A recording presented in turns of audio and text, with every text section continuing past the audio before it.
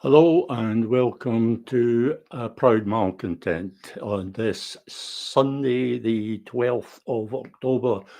I'm Pete Bell and I am a proud malcontent.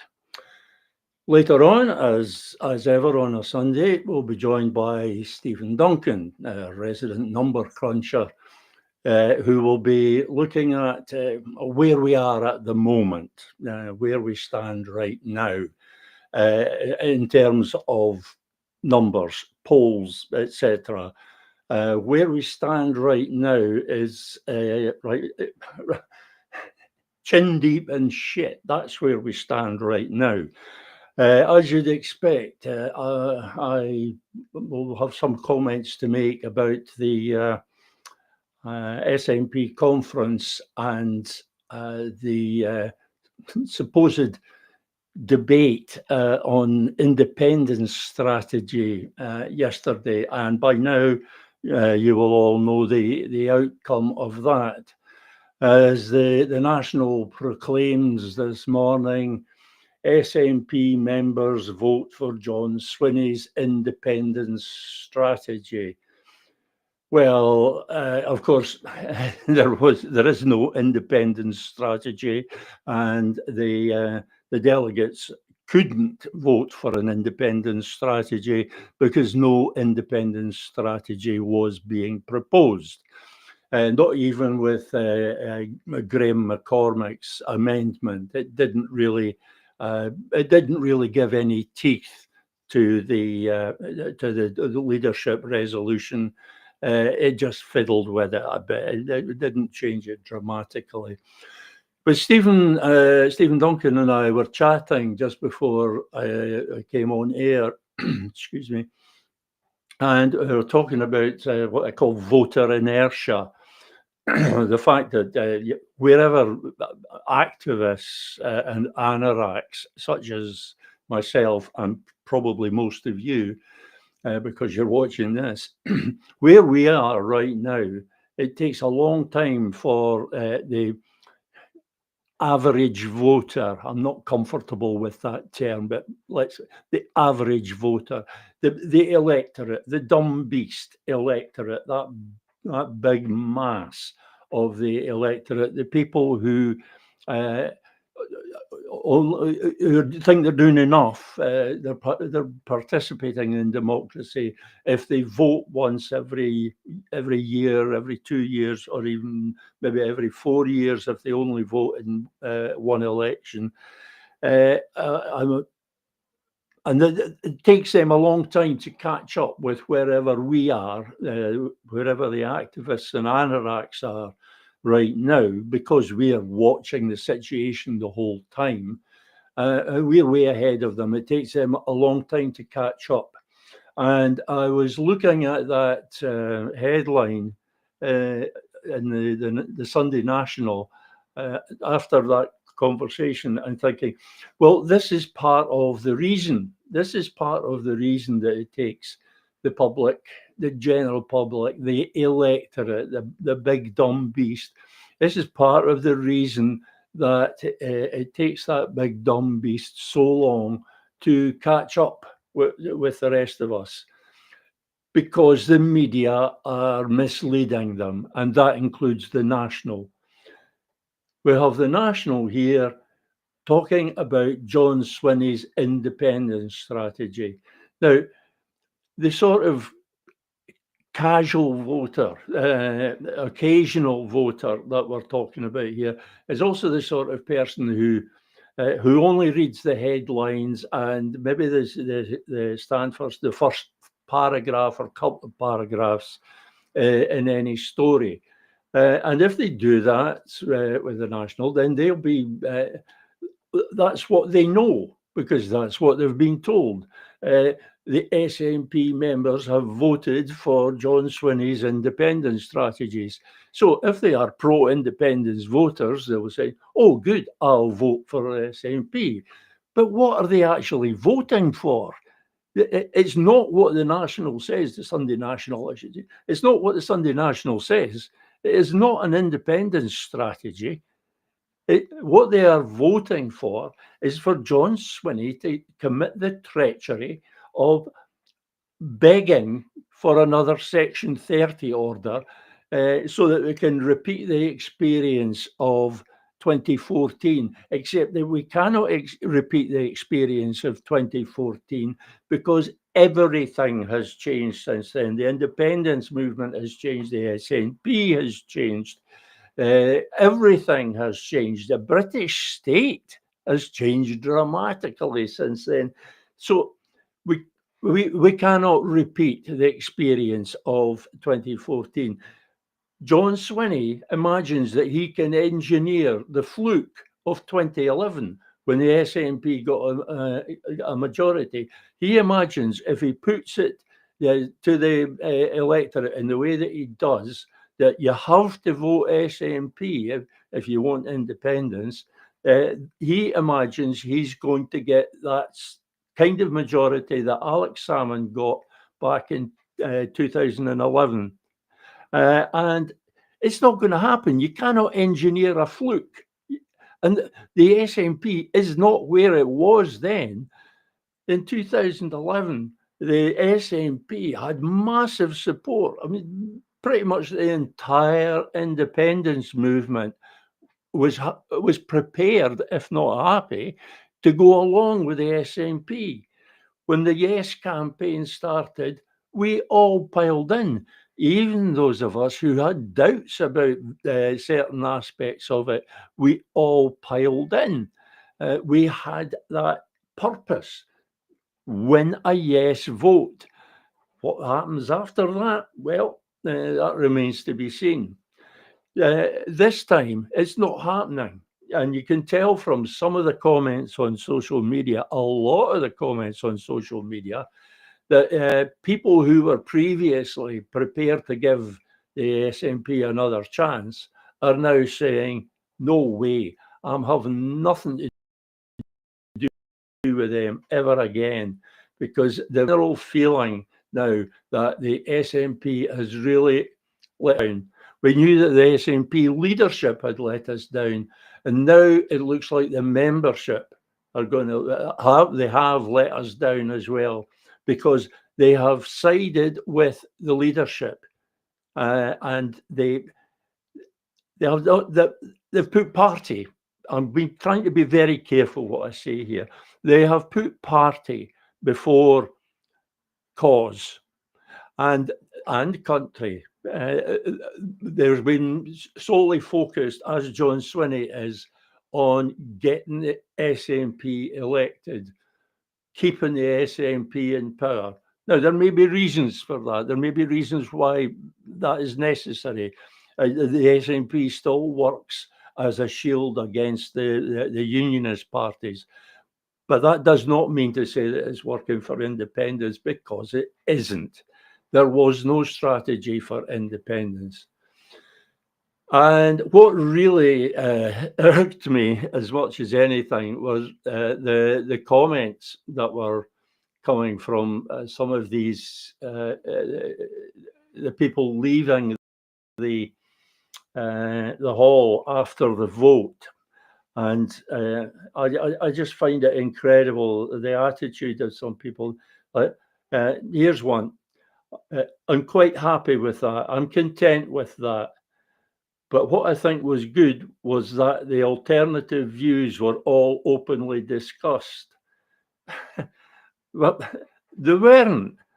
No, there were a lot of alternative views which weren't discussed, which weren't mentioned. I'll go back to the Newington resolution, which was buried from the outset. And the Sunday National actually helped inter it by just totally ignoring it. That view was never heard. The view that the SNP, instead of harking back to 2011, the SNP should take an entirely new approach. That view was never heard. What Graham McCormick was proposing was not an entirely new approach. It was just a different way of going down the same route as John Swinney. It was just a different way of getting that mandate. It just said that instead of the SNP only method that John Swinney wanted, Graham McCormick was suggesting or the amendment was suggesting that we go with a de facto referendum, a plebiscite referendum. But if that mandate was gained, what happened after that was not going to be any different. I can assure you of that. Graham McCormick and others will protest that that is not the case. But I foresaw the possibility that the SNP leadership might actually accept the plebiscite part. Of course, although they had to accept the amendment as a whole, but they would in fact have accepted the plebiscite part of that. They would have agreed that it was not to be the SNP only approach of John Swinney, that it was to be what I shall call, for the sake of shorthand, the Graham McCormick approach, which included all pro-independence parties. Nominally pro-independence parties. But then once that mandate was gained, it would be a mandate for the same thing, because it's a mandate for the same party, for the same government, for the same leadership. And that leadership will do nothing, is totally wedded to the Section 30 process, totally wedded to the Sturgeon doctrine. So even if it gained the impression, even if that amendment was passed, it was still going to end up the same way. It was still going to end up with John Swinney going begging for a Section 30 order. And that is, as we know, that's an act of treachery. This same person exiting the SNP conference after the vote went on to say, I think it's got the best chance of working. I think it's got a better chance based on the debate than if it went with if we went with any of the amendments that were rejected. I don't see how having had that debate makes the approach any better. It maybe makes the delegates and the membership feel better about it. Oh, we had a debate, and so, this must be the best way. But not all options were looked at. The SNP made sure the options were restricted to their own, I say they'll use the word plan advisedly and hesitantly. The options were limited to their own plan. John Swinney's strategy, another word I use reluctantly, and an amendment which actually gave John Swinney a mandate to do the same thing, although the delegates would be able to kid themselves on that they'd actually voted for something else. The mandate would have been used for the same purpose, the Section 30. And that amendment was pretty much scuppered by the people who made it, because it was a bit tacked on at the end about creating a provisional government and an independence delivery unit. And delegates were going to look at that and say, what's this nonsense about? But we have an independence delivery unit. It's the Scottish government. Why duplicate what we already have? Why do we need a provisional pro-independence government when we have an actual pro-independence parliament? An actual pro-independence, remember, this is what the delegates are saying, we've got an actual pro-independence party in government. So why duplicate all that? So that final paragraph of Amendment A pretty much scuppered it. That was going to deter a lot of delegates. But even if that amendment had passed, John Swinney would have been quite comfortable with it. he would have accepted the plebiscite. So long as he got a mandate, he didn't really care how he got it. I'm very conscious of the time here, and we mustn't tread all over Stephen's time. But I just want to quote some more of these. I will have to call them SNP loyalists, put party before country and cause. Here's another one. There's a lot of thought process has gone into it.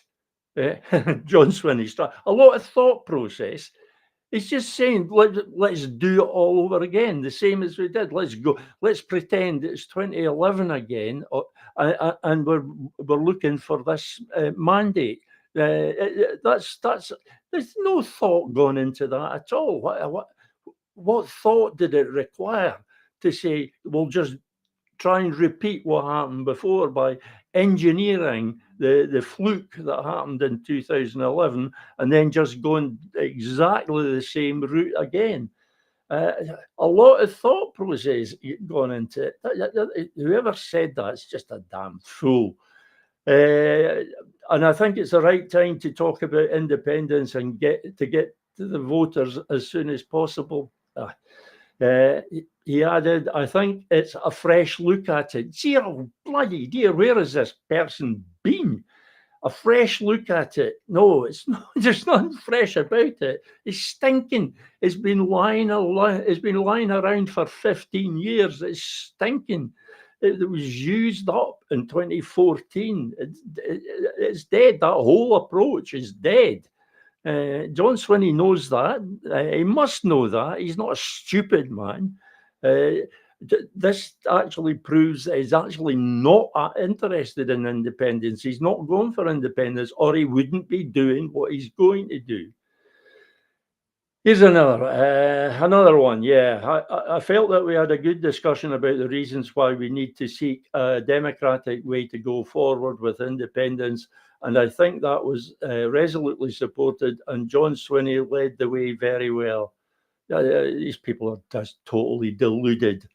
I think it will work. I think that bringing it to a conference for a major debate like this lends legitimacy to what he's trying to achieve. Yeah, I'm sure it lends legitimacy to, but what is it legitimizing? It's legitimizing John Swinney going forward and denying the sovereignty of the Scottish people, validating the alien doctrine of parliamentary sovereignty by asking Starmer for a Section 30 order, because that is giving Westminster the last word. It is accepting Westminster's authority to say no. And once that is accepted, you can't go back. He's setting a precedent now that will scupper future events. I explained this before, but one of the things that we had to do is repudiate the Section 30 process. And one of the reasons that we had to repudiate the Section 30 process is that when it comes to the bit, if we take the human rights approach to this, when we say we want the opportunity to exercise our right of self-determination, and we have to break the rules in order to do that, because there is no other way. Well, the British state is now going to turn around and say, but of course there is another way. There's a democratic way. Your own government, your own national party, the Party of Independence, has accepted that the Section 30 process is perfectly valid. So we will no longer have the ability to claim that the Scottish Parliament asserting legislative competence in matters relating to the Constitution. We will no longer be able to claim that that's the only way that we can exercise our right of self-determination, because John Swinney is validating a process that the British Parliament will exploit in order to stymie it, in order to make sure that it won't work. A Section 30 referendum cannot work because it gives the Westminster, it gives the British state the final word. Whatever the outcome of a Section 30 referendum, it goes to Westminster, it goes to London, and they decide what it all means. They get to say what it all means, and we have no way to dispute it. Our government has no way to dispute it because they have accepted that the British government can do that. So even if we vote yes, the British state can overrule us. That's colonisation. It is the colonial power. Effectively, Keir Starmer could outvote the entire population of Scotland. If we got 100% turnout in this referendum that John Swinney is going begging for, if it actually happened, and it won't because Starmer, 99% certain he'll say no, but if it was to happen, and if there was 100% turnout and 100% voted yes, Keir Starmer could still turn round and say no. He has that power. That is the power that the union gives them. He wouldn't say a direct no, of course. He would use delaying tactics. He'd use he'd say, well, this has certainly given us this something to think about. We will have to go away and mull it over and decide what's the best way to go forward. Appoint a royal commission, perhaps. And take 5-7 years to report, and meanwhile Scotland is being sucked dry. Can we stand of these? I think every single person in that room was in the pursuit of independence for Scotland. No, they were in pursuit, like John Swinney, they were in pursuit of votes for the SNP. That's all pursuit of. And that's what we need. So the fact that we've now got a policy that we can all get behind is absolutely fantastic. Fandabidozy it is. Except it's not a policy we can all get behind. There's a sizable chunk of the independence movement that is looking on in absolute horror at what the SNP membership is doing here. Because this is the membership speaking, remember. These are delegates who have said this. These are delegates who have approved John Swinney's treachery. They are prepared to go along with that treachery just to get a win for their tribe. It's not a policy that we can all go along with. I cannot possibly, speaking from a personal point of view, possibly vote SNP because I would be voting to deny the sovereignty of Scotland's people and validate the alien doctrine of parliamentary sovereignty. I am not going to vote for that. I'm a Scottish nationalist. I am not going to vote for that. I cannot vote for that.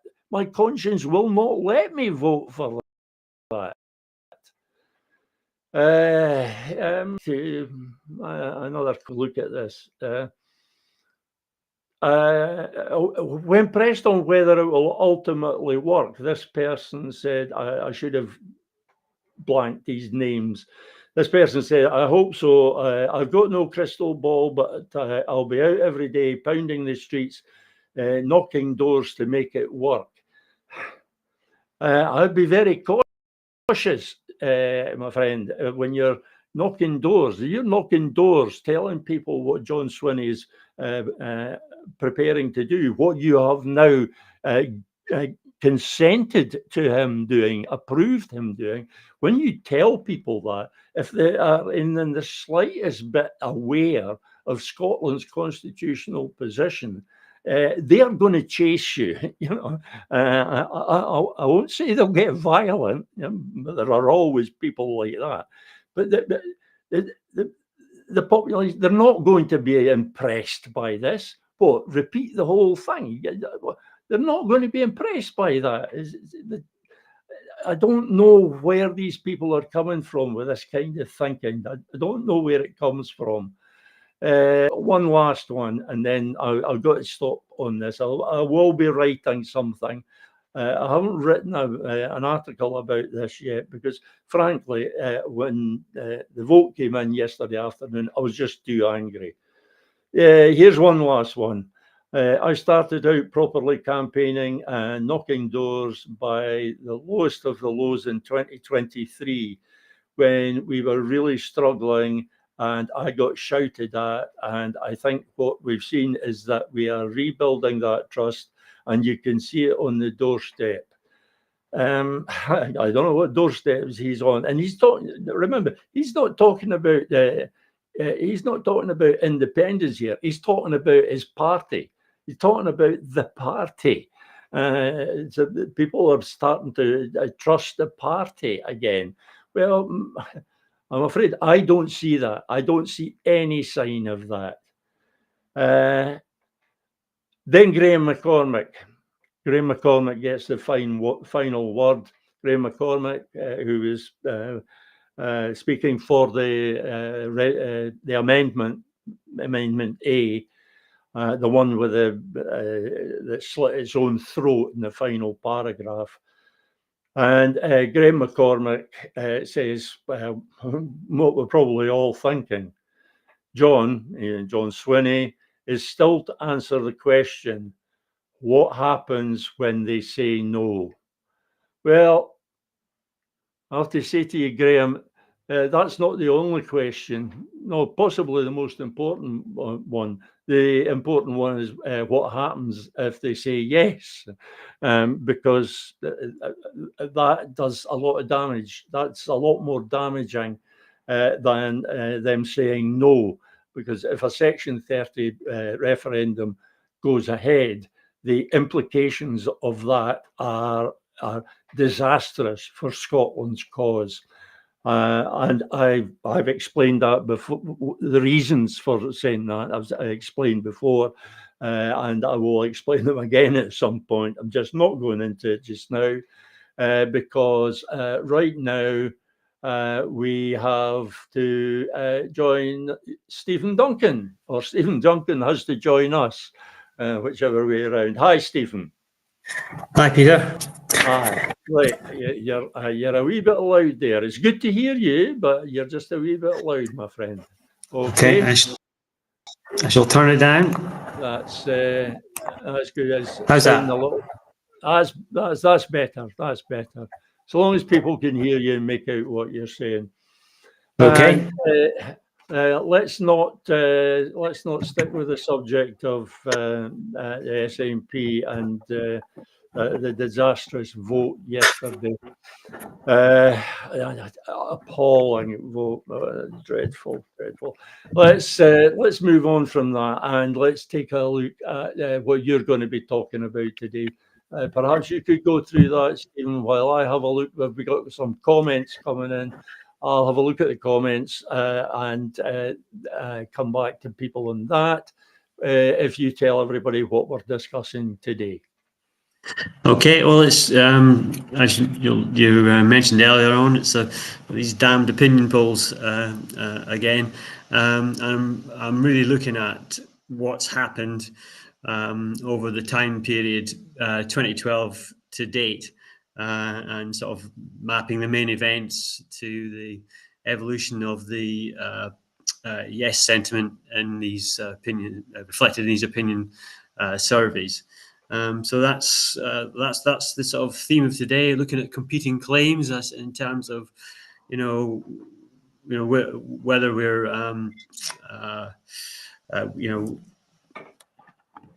whether yes has been sort of soaring in the opinion polls, skyrocketing, as the National is prone to say, or whether some of the more skeptical blogs and commentators are arguing that it's yes support has been pretty flat, That's pretty stagnant. That's me you're talking about there. Well, I suppose yourself and Wings and a couple of others.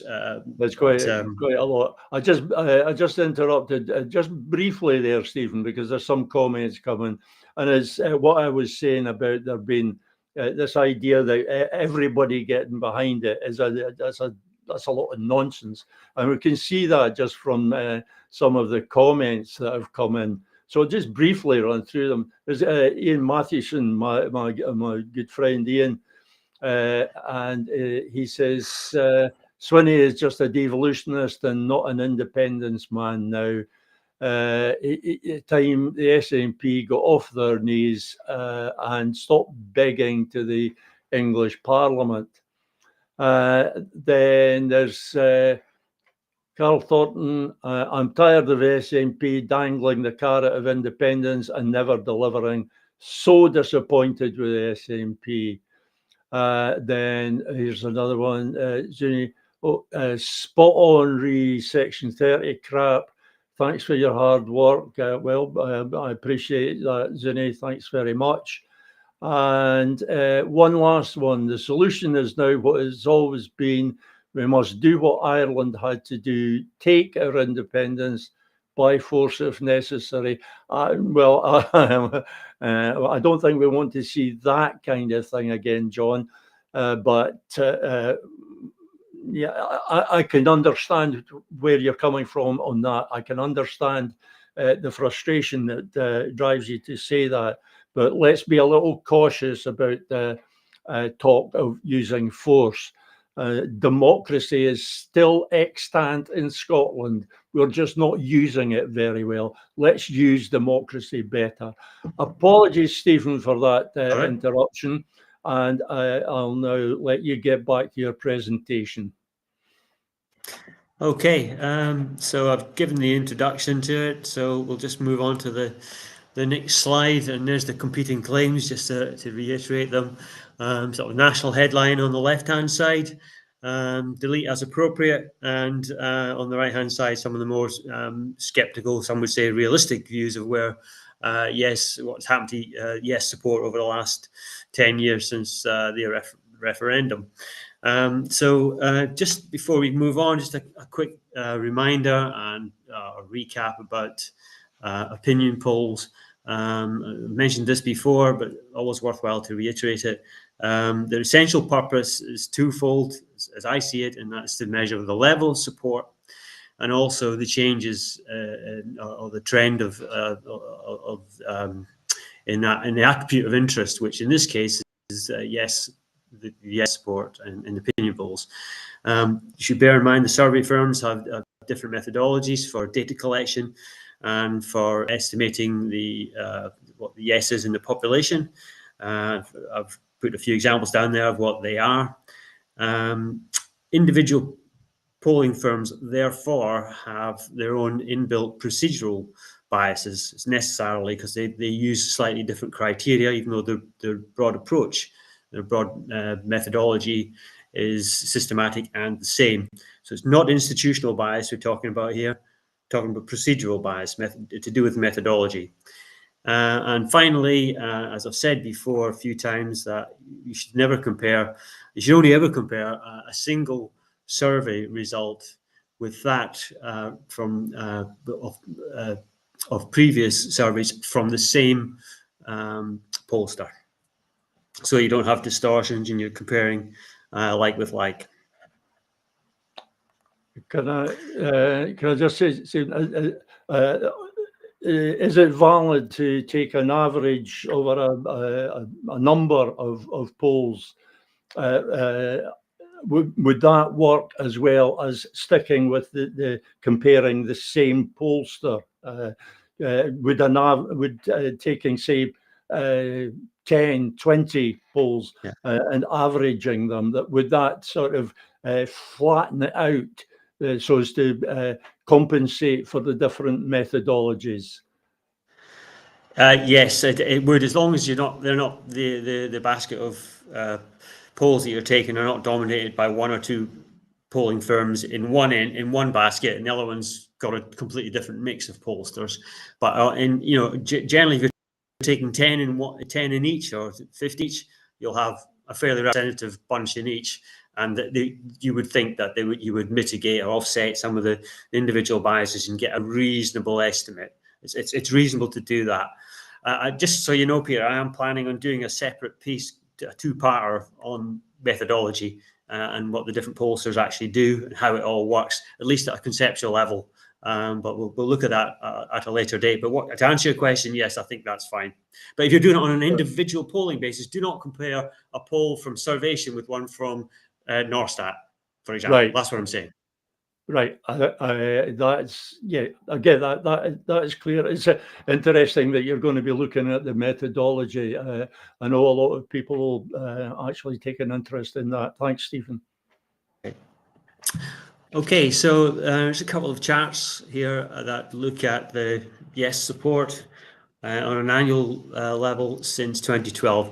The left-hand side chart looks at the movement in yes in the run-up to the referendum between 2012 and 2014, and that yes support is measured by that unbroken blue line. You can see quite clearly there's an incremental increase over that time period. It's not spectacular, but it is noticeable. It runs from about 38% through the course of 2012 to about 50% by the end of 2014. So it's a sizable increase, and you can fairly reasonably put that down to the fact that there's a process in place. There's a campaign, and there was a date for the referendum.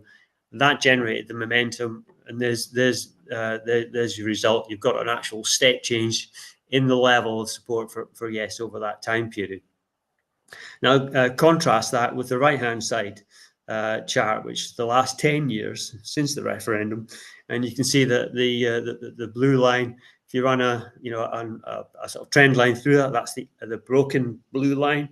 It's fairly flat. There's virtually no gradient at all on that. There's a bit of oscillation around that line, but there's no real underlying change in the level. What you've got is around the 2015, 2017 period. There's a sizable dip when we were informed, apparently, that our vote in 2015 wasn't a vote for independence by our then First Minister. No doubt that caused some disappointment. It was a dip in the polls, and then you've seen the increase again subsequently when you had between 2019 and 2021. Where you've got Johnson landing as Prime Minister, you've got Brexit occurring, and then you've got the pandemic event, which caused a spike in support. So I think what that tells you, there's no actual actions occurring that were promoting independence in that time period. I would suggest, and where you've got where the politicians are. Vacillate. The opinion polls tend to oscillate. They go up and down. Nothing is sustained. Yeah, there's a correlation there between something happening and the polls rising. I think that's a very important point. The action begets support. Inaction begets disinterest and detachment, and because there has been no perceivable action on the independence for the last 14 years, that's why the averages out to just a flat line. Is that correct?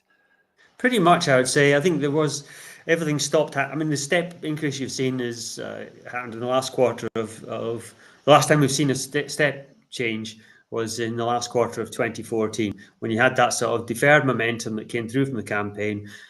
People perhaps resenting what Cameron said just after the referendum, the morning after the referendum, and the support continued to rise. Now there's been ups and downs since then. More or less, it's 50%.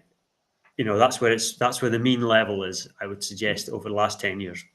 One other point I'd like to address at this stage, and is where people say, "Oh, great, we went from the polls at least went from 38% to 50%. That's around an increase of about 30%, which in polling terms is huge. It's a surge.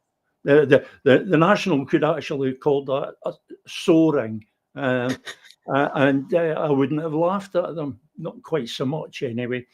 We get people now saying, well, we've got this new starting point. We're starting from a higher level. So if we can repeat the whole experience from the last, we can expect another 12% rise. We can expect a sort of 12-point rise. We can go from the present around 50% to maybe somewhere near 60%, possibly over 50%.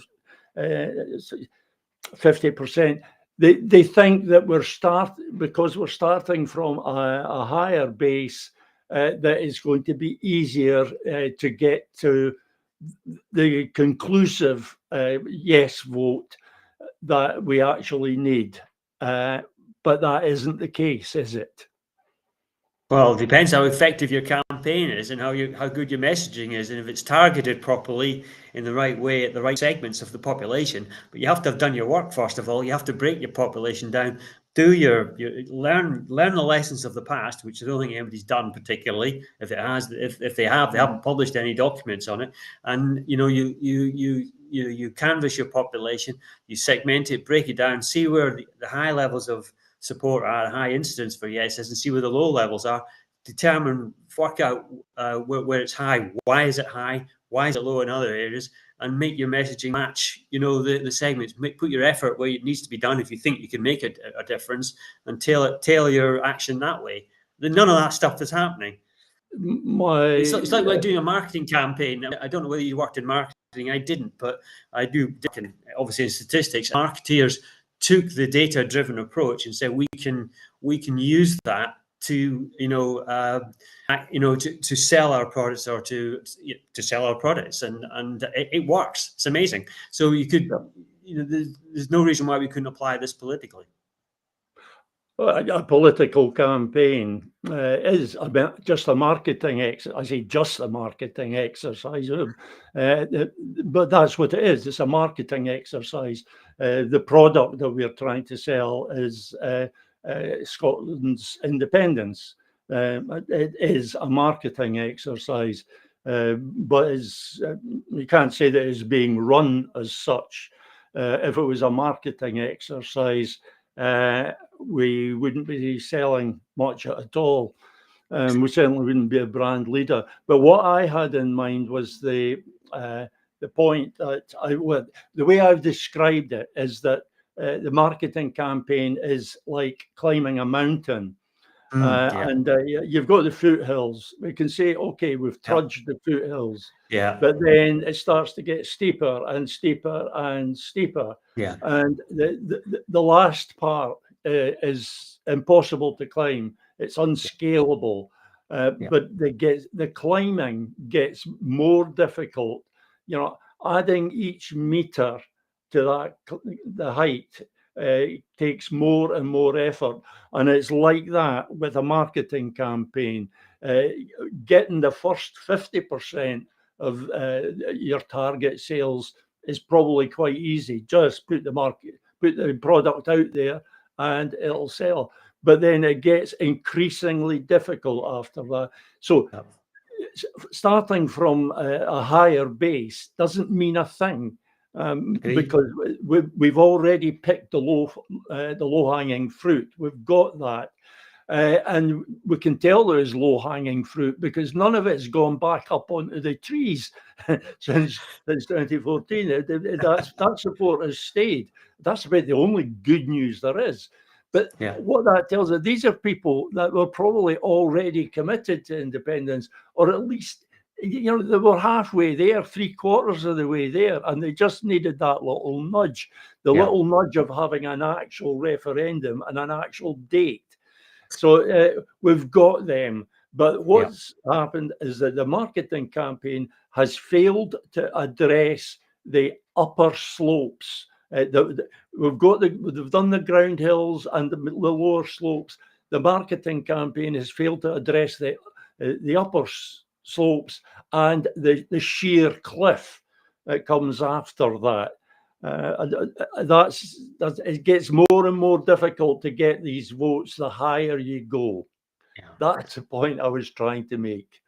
And I think it's a good point as well. In fact, if you take a look at that chart that was up there a minute ago, if it can, on the left hand side, you can see it's a fairly, just to bring out your point, it's a fairly straight line, that blue line. It's very linear, very, and I think what you're saying is that that people who are making these claims, although it's going to be easier because we're at 50% now, that line will just carry on extending. But in fact, these people will be harder nuts, will be harder nuts to crack, and that line will have to go at an accelerated rate. So it'll have to be exponential growth, not just a straight carried on a straight line, and we'll have to take a different approach to crack these nuts. It won't, it may well take a sledgehammer rather than just a little sort of tinkering around with a manual, a small sort of implement. Well, you used the correct phrase there, Stephen, a different approach. It will take a different approach in order to scale the next bit of the mountain. It will take actual mountaineers and not just hill walkers. But the different approach that you're saying, that is not happening, because what SNP conference has approved is an attempt to repeat the experience of 15 years ago, when the Yes campaign first started. The period from 2011 and the election of that majority SNP government to the end of 2014. John Swinney, all his ambition, you can't even call it ambition. The only thing he can think about is repeating that, like it can be repeated. Like you can just take a chunk of history and go back and rewind and play it over again. Is the very opposite to a different approach.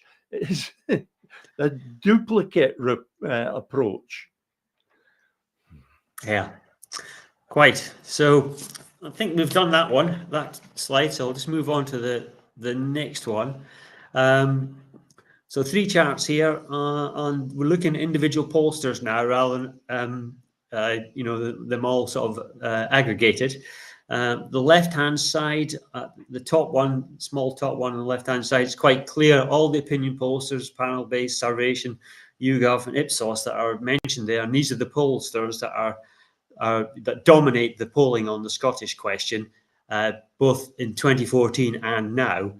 They're all showing the same sort of increase through that time, through that period. There's quite a step increase in the increase in yes. Compare that to the chart below it. Is one of peaks and troughs for all the pollsters. Exactly the same as the aggregation that if you take any one of these opinion pollsters that I've just mentioned, they could represent in aggregate what the opinion polls are saying in the previous over that period from 2015 to 2025. The one exception to that I would just draw your attention to very briefly is that purple line. That's Find Out Now, who only started polling in 2011.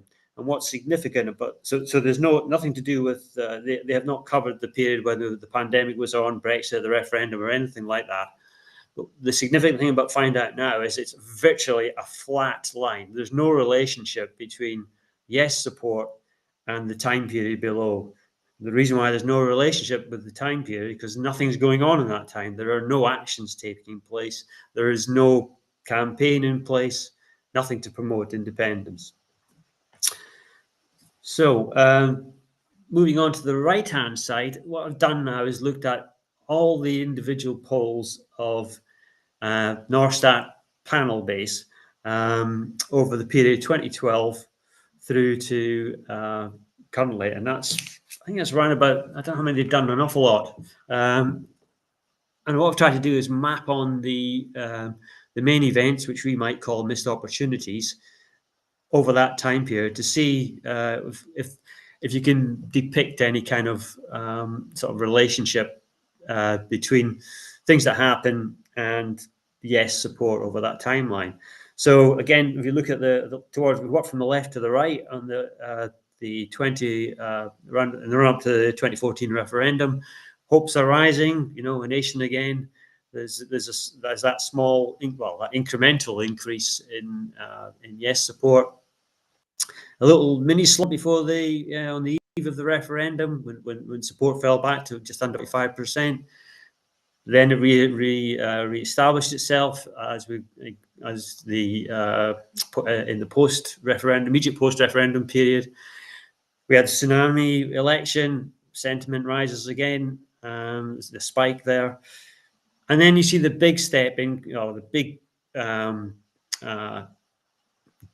sort of uptick at the time of the Brexit vote in the middle of 2016. Wasn't sustained, however, because we had, of course, about a year later, the Great Reset that Nicola Sturgeon sort of announced after the 2017 surprise election. And if you take a look at that downward dip there, that's about the only time since the referendum that we've gone below the referendum result. Bottoms out about 43% for panel base there in the middle of that time series. Before it picks up again, we've got the chaos of the May government, and then Boris Johnson arrives.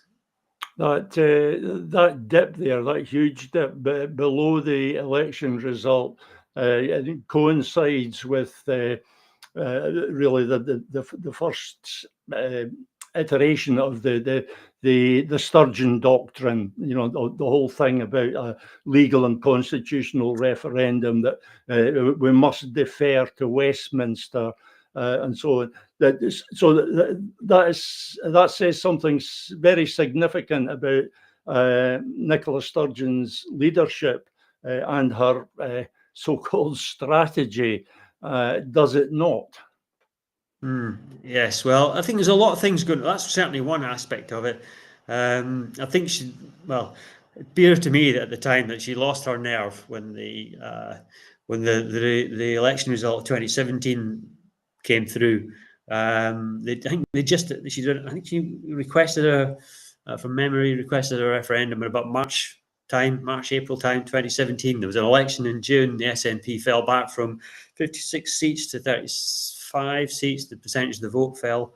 And rather than pursuing it, she just decided, well, actually, maybe we better think about this again. Didn't just keep sort of pursuing it, because Brexit still hadn't gone away. Brexit was still going to happen, and that was the big pitch. That's not what we voted for. Then at that point, it seemed to be, well, let's try and change England's viewpoint on Brexit and get them to reverse that, rather than just holding your nerve, pursuing what they were elected to do, which was to look after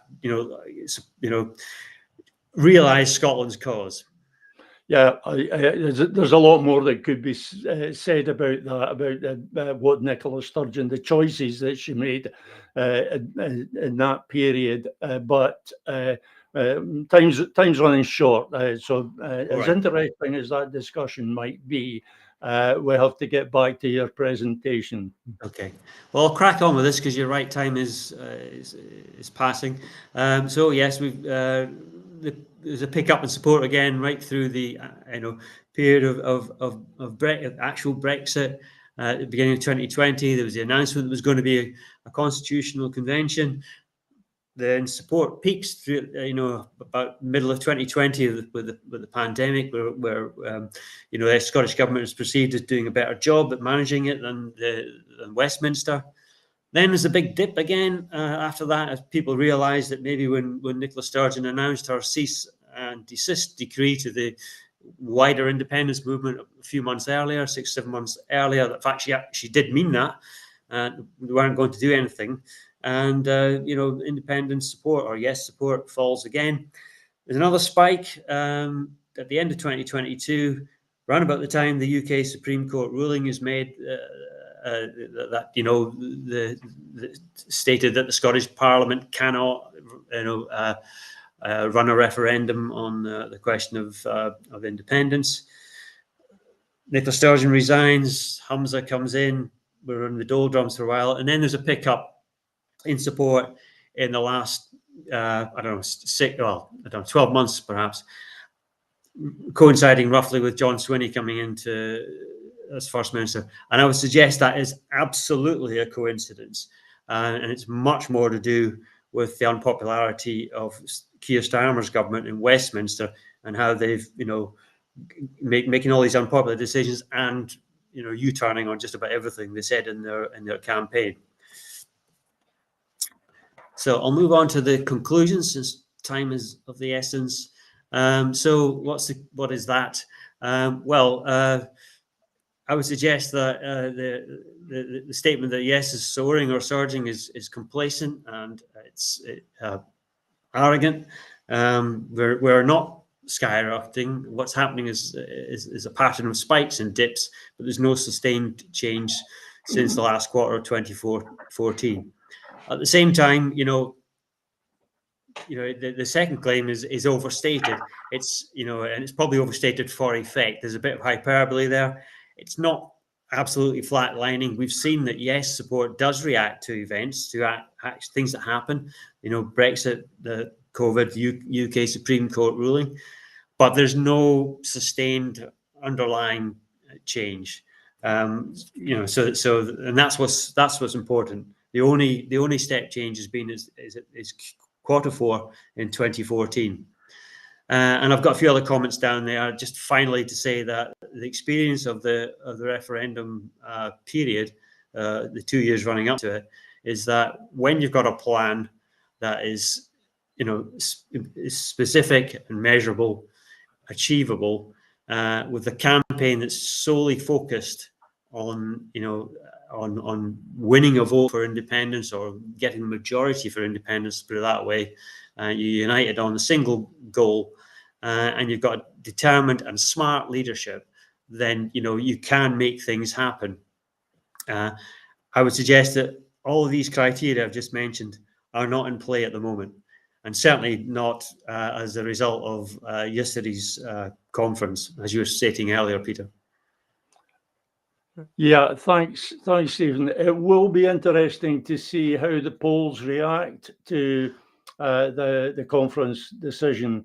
My suspicion is that it will be perceived by the wider public as one of these actions that causes a surge, and then that will be portrayed by the SNP leadership as validating John Swinney's approach.